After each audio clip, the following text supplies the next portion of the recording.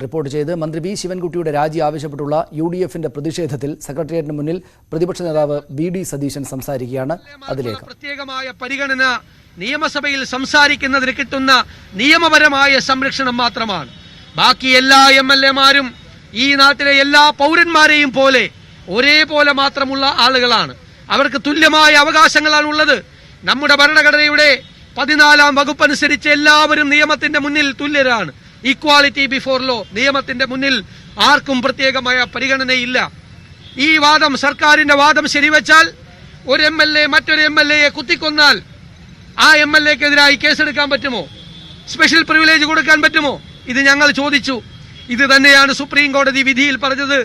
ഒരു തോക്കെടുത്ത് ഒരു എംഎൽഎ മറ്റൊരാളെ വെടിവെച്ചാൽ ആ വെടിവെക്കുന്ന എംഎൽഎക്ക് പ്രത്യേക പ്രിവിലേജ് ഉണ്ടാകുമോ? ഒരു പ്രിവിലേജും എംഎൽഎമാർക്കില്ല. അത് അനാവശ്യമായി സർക്കാർ ഈ പ്രതികളെ രക്ഷപ്പെടുത്താൻ വേണ്ടി നടത്തുന്ന കാര്യമാണ്. വി.ഡി. സതീശനാണ് സംസാരിക്കുന്നത്. വി. ശിവൻകുട്ടിക്ക് നൽകേണ്ടത് ഗുണ്ടാപട്ടമാണെന്ന് നേരത്തെ KPC അധ്യക്ഷൻ കെ. സുധാകരൻ പറഞ്ഞു. ആഭാസത്തരമാണ് ശിവൻകുട്ടിയുടെ കൈമുതലെന്നും സുധാകരൻ വിമർശിച്ചു.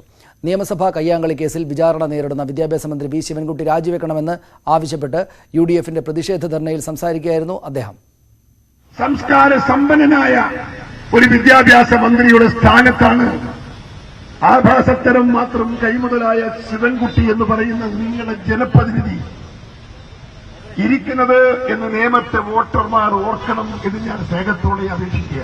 അത്ഭുതമില്ല, എല്ലാ നേതാക്കന്മാരും ഒരു തരത്തിലല്ലെങ്കിൽ മറ്റൊരു തരത്തിൽ ഇത്തരം പ്രവർത്തനങ്ങളിൽ കുപ്രസിദ്ധി നേടിയവരാണ് CPMന്റെ എംഎൽഎമാർ എന്ന യാഥാർത്ഥ്യം കേരളത്തിലെ ജനങ്ങൾ തിരിച്ചറിയണം.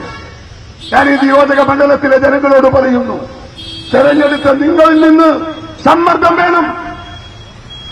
ഈ തെറ്റ് തിരുത്താൻ അവകാശമാക്കിയ നിയമസഭയുടെ പരിപാലനത സംരക്ഷിക്കാൻ നിങ്ങൾ ഓരോ ആളുകൾക്കും ബാധ്യതയുണ്ട്. ആ ബാധ്യത ഒരു കൈപ്പഴയിലൂടെയാണെങ്കിലും നിങ്ങൾ വിജയിപ്പിച്ച ശിവൻകുട്ടിയെ താഴെ ഇറക്കാനുള്ള സമരത്തിന്റെ പോർമുഖത്തിൽ നിങ്ങൾ ഒറ്റക്കെട്ടായി ഉണ്ടാവണം.